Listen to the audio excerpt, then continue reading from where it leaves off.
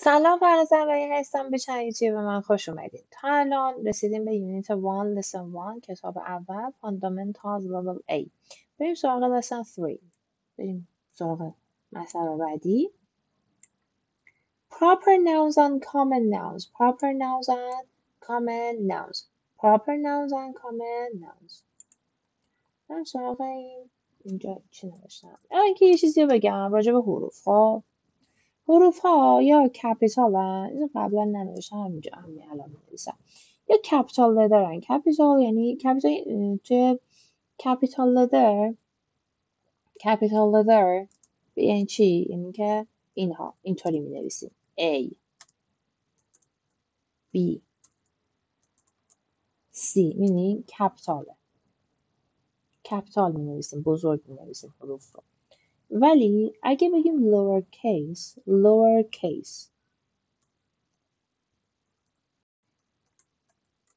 letter، اگه lower case letter بنویسیم چجوری میشه؟ A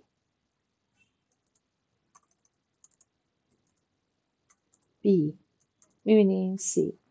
اینا کپیتال لتر یعنی حروف بزرگ می نویسیم. حروف بزرگ می نویسیم. A بزرگش میبینیم B C. ولی lower case یا small، lower case یا small letter، lower case letter و small letter هم اونا یعنی با حروف کوچیک. خب حالا بحث سر چیه؟ میگه که ما کجاها میایم یک کلمه رو با کپیتال لتر شروع میکنیم. وقتی مثلا من میخواستم بگم فرناز و فرناز اینجوری ننوشه. ببینید خودش درست کرد، خود ورد درست کرد. خب یا مثلا سرا، خب می قرمزش کرده و یه داستانی داره دیگه زیرشو قرمز کرد. داستانش اینه که من اگه اینو سراشو اسشو کپیتالش بکنم، ببین دیگه قرمز نیست. فهمید؟ این پراپر نونه. ما کجاها باید بیایم کلمه‌مون رو با کپیتال لتر آغاز کنیم؟ کجاها با لوئر کیس اوکیه؟ موقعی که پراپر ناون داریم باید کلمه‌مون رو با کپیتال لتر شروع کنیم. کپیتال لتر. اگر پراپر ناون داریم باید ناونی که داریم، اون کلمه‌ای که داریم، اسمی که داریم، اگر پراپر باشه باید با کپیتال شروع کنیم. اگه پراپر نباشه، کامل باشه، یه اسم عادی و نرمال و معمولی باشه، همون با لوئر کیس هم میتونیم شروع کنیم. پراپر ناون ها چی هم؟ Proper nouns are the names of people or places. یعنی چی؟ Proper noun ها چی هم؟ Proper noun یعنی اسامی خاص. I can't use that to do it's a proper noun. اسامی خاص. Proper noun ها یا اسم اشخاص هم که من می‌نویسم فرناز، سارا، علی، براد، جان، نیکی. اینا اسم اشخاص هم. خب من باید بیام حرف اول رو با کپیتال شروع کنم. ببینید F بزرگه، S بزرگه. حرف اول رو باید با کپیتال شروع کنم. یا اسم اشخاصه یا اسم اون مکانهای خاصیه، مثلا شهر تهران، یا مثلا یه جای دیدنی، مثلا سعدآباد، مثلا نمیدونم یه جای باستانی مثلا تاریخی. خب من اگه بخوام اینا رو بنویسم، یا مثلا برج پیزا توی ایتالیا، یا مثلا این همه جای دیدن، هر جای اون مکانهای خاص رو، این شهر خاصه، تهران، تبریز، اینم نیو دلی. دهلی رو نمیگن، میگن نیو دلی. دهلی نه، نیو دلی. اینها رو باید با کپیتال لتر با حروف بزرگ شروع کنید. اگه با حروف بزرگ شروع بکنید درسته، ولی اگه حروف بزرگ شروع نکنید، کوچولوشو بذارید، لوئر کیسشو بذارید، غلط از آب در میاد. بذارینم ورد الان یاری میکنه ما رو. ببینیم بله یاری کرد. قرمزش کرد. چرا قرمزش کرد؟ چون دیکته من درست نیست اینجا، چون من درست ننوشتم. تهران یه اسم خاصه، شهره. خب من باید این کپیتالش کنم. کپیتالش میکنم میفهمه که این یه اسم خاصه. پس منم با کپیتال شروع کردم و همه اوکی. پس اسامی خاص وقتی داریم باید کلممون رو با حرف کپیتال، با حرف بزرگ شروع کنیم که اسامی خاص یا proper nouns ها چیا هستن؟ The names of people and places، اسامی اشخاص یا مکانهای خاص. نقطه مقابل proper noun ها common noun ها هستن. یعنی اونا اسامی خاصن، اینا اسمای خاصی نیستن، اینا اسمای کامن به معنی مشترکه. شما وقتی به یه مثلا به دختر مثلا girl یا پسر boy، شما وقتی میگیم boy ممکنه 10 تا پسر اونجا وایساده باشن، من به همهشون مثلا میگم boys.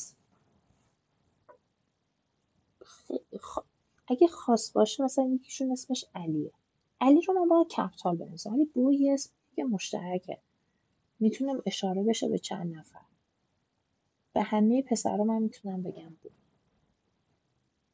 ولی یکیشون مثلا اسمش سامانه، خانوما اسم یکیشون مثلا نیلوفره، اون سامان و نیلوفر اسم خاصه، ولی اسامی که مشترکن نیازی نیست با کپیتال شروع بشه، با حروف کوچیک میتونیم آغاز کنیم. You know what we have in common.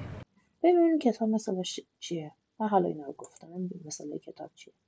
proper nouns and common nouns، این اسامی خاص، این اسامی که کامنن، نرمالن، مشترکن، usualن. proper nouns the names of people and places، اسامی افراد و مکانها are proper nouns، اسامی افراد و مکانها are proper nouns، اسامی خاص هستن. use a capital letter، use a capital جمع use a چرا دارین من بازی میدین شما؟ چرا میخواین شما همه چی رو عادی جلوه بدین؟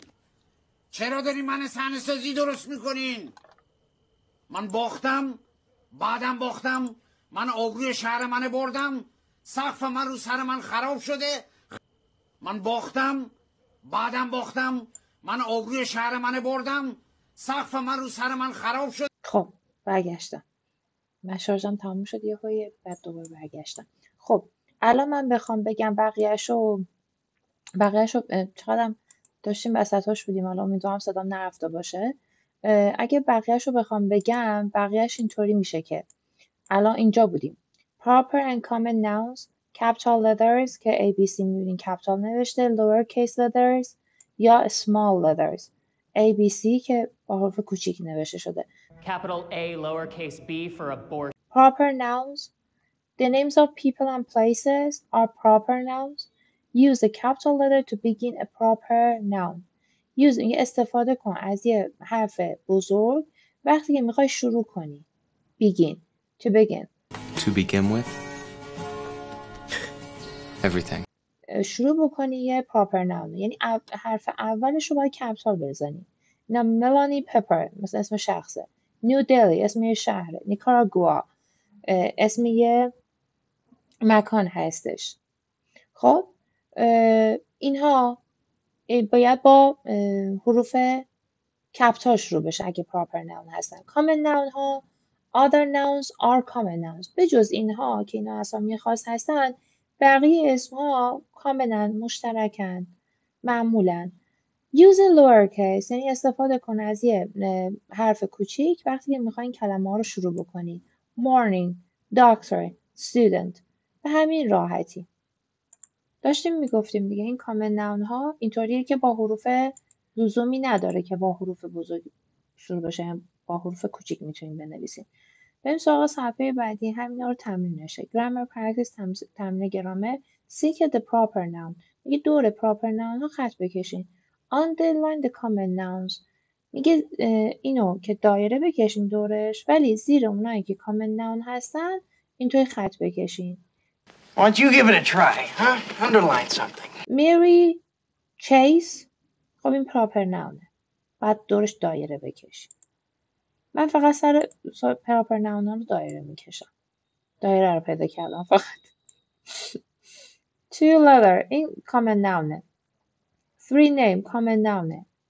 Four friends این proper noun. Partners common noun. Alphabet common. Grammar practice. Check یعنی تیک بزنید. The common nouns capitalize the proper nouns. میگه اونایی که common noun هستن رو تیک بزنید.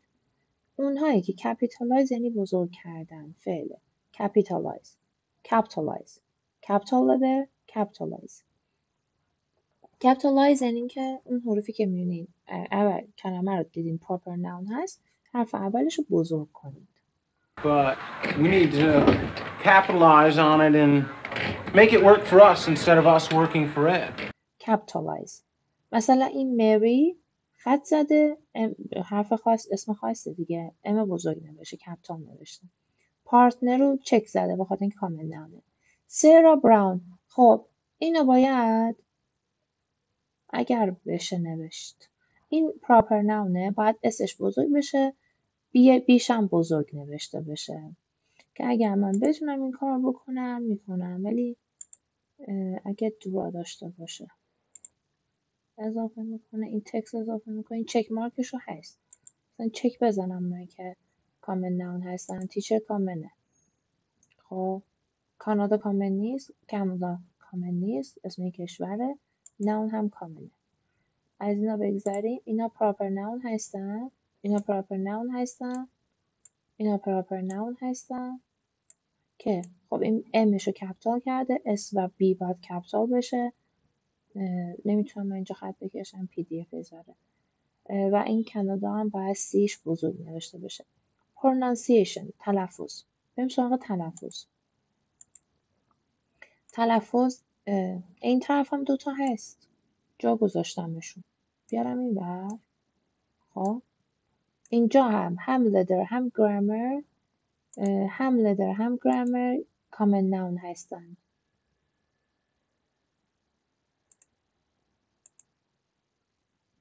هم لدر هم گرامر کامن هستند چون قرار شدش که یا قرار شد یا اسم شخص باشه یا اسم یه جایی باشه دیگه خب اصلا همین اینجا که داشت سه تا مثال زن ملانی پپر اسم شخصه نیو دلی اسم شهره نیکاراگوآ اسم کشوره اگه اشتباه نکنم خب ولی اینجا خب سرا براون کانادا مری اینا رو خط کشید ولی بقیهشون دیگه کامن ناون هستن پارتنر تیچر ناون لدر و گرامر حالا بریم سراغ پرونانسیشن سیلابلز ببینید راجع به سیلابل یه چیزی بگم خیلی ساده است خب توی دبستان کسایی که میرن اول دبستان توی دبستان یاد میدن هر کلمه ای ممکنه 2 تا بخش داشته باشه ممکنه یه بخش باشه ممکنه 3 تا بخش داشته باشه این سیلابل یعنی همون بخشی که اینجوری میکردن بچه‌ها توی دبستان این همون بخشه سیلابل یعنی یه بخش When you're ready, read this out loud, every syllable, very carefully. حالا ولی توی دیکشنری انگلیسی به انگلیسی سیلابل رو چی تعریف میکنه؟ دیکشنری انگلیسی به انگلیسی میگه که syllable a part of a word یعنی یه بخشی از یه لغت which contains که شامل میشه contain یعنی شامل شدن داره توش a single vowel sound یعنی یه دونه هر بخشی که توش vowel sound داره وقتی vowel sound داره میشه یه بخش vowel sound بعدی میشه یه بخش دیگه خب پس یه بخشی از کلمه که شامل یه دونه vowel sound باشه بهش میگن syllable بخش ها مثلا چی؟ شف یعنی یه دونه vowel sound داره شف یه بخشه one syllable banker 2 syllables 2 تا بخش داره R key text 3 syllables 3 تا بخش داره talk refer 4 تا syllable داره گوش بدیم پرونانسیشنشو تلفظشو 24 Page 9. Exercise 9. Pronunciation. Syllables. Read and listen. chef, banker, architect, photographer, Now listen again and repeat. chef, banker, architect, photographer, خب همین syllables که گفته گوش بدین نو بخونید و گوش بدین، بعد گوش بدین دوباره و تکرار بکنید که اومده syllable ها رو گفته، هر کلمه چند تا بخش داره. از همینم داره pair work first که اول take turns saying each words. یعنی چی take turns؟ یعنی یه بار من بگم یه بار شما بگین، همینطوری هی بچرخونیم هر لغت رو بگیم. We have to take turns doing your tasks. Write the number of syllables. بنویسید تعداد syllable ها رو، بخش ها رو توی هر لغت. Then listen to check your work. میگه که بنویسین اما تشخیص بدین چند تا syllable داره، بعد گوش بدین ببینین درست تشخیص دادین. حالا من چون جوابا رو میدونم میگم بهتون دیگه. All the arrangements. If you finish early, just sit quietly and check your work. Teacher 2 syllables. Student 2 syllables. teacher 2 تا student 2 تا. Vocabulary 5 syllables. خب alphabet 3. occupation 4. their 2 تا syllable داره. پس دوباره بگم 2 تا 5 تا 3 تا 4 تا و 2 تا. گوش بدید.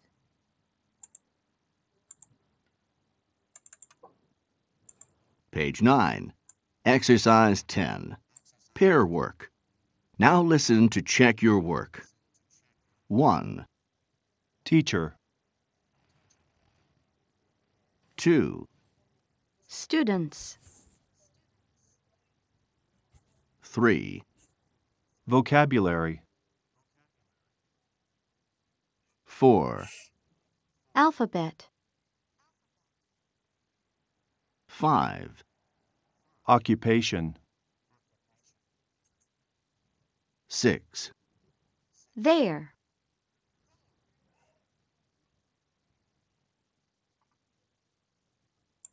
یه بار دیگه میگم 2 2 5 3 4 2. خب بریم بعدی. spell names. حالا این کانورسیشنه که آسون هم هست. ببینید این آقا رفتن شبیه این هستش که وارد آفیسی شدن، حالا مکالمه بین این دو نفر. spell names 26. now you can spell names. حالا شما میتونید چون حروف رو یاد گرفتید اسپلشون کنید. 26. Page 9. Now you can spell names. Exercise 1. Conversation model. Read and listen. Hello, I'm John Bello. Excuse me? John Bello. How do you spell that? Bello. Thanks. خب تو خونه چند بار گوش بدین، چند بار تکرار بکنین. من بگم چی میگه. Hello که سلامه دیگه. I am John Bello. John Bello اسمشه. Excuse me متوجه نشده. طرف مقابلش میگه excuse me ببخشید متوجه نشده. John Bello. How do you spell that? How do you spell that? میگه اسپلش کن دیگه. How do you spell that? شما چگونه شما اسپل میکنید؟ How do you spell that? Bello. Bello.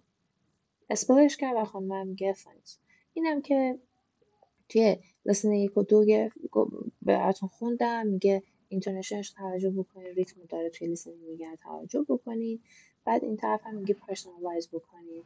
حالا مثلا من رفتم یه با آفیسی، Hello I am فرناز انوی، مثلا دیگه نگم جان بلو، اسم خودم رو بگم. شما دارید تمرین میکنید اسم خودتون رو بگید.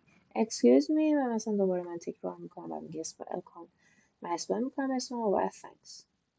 Do not stop. هی میگه که تکرار کنین، هی تمرین کنین. واقعا هم زمان به تکرار تمرین میشه.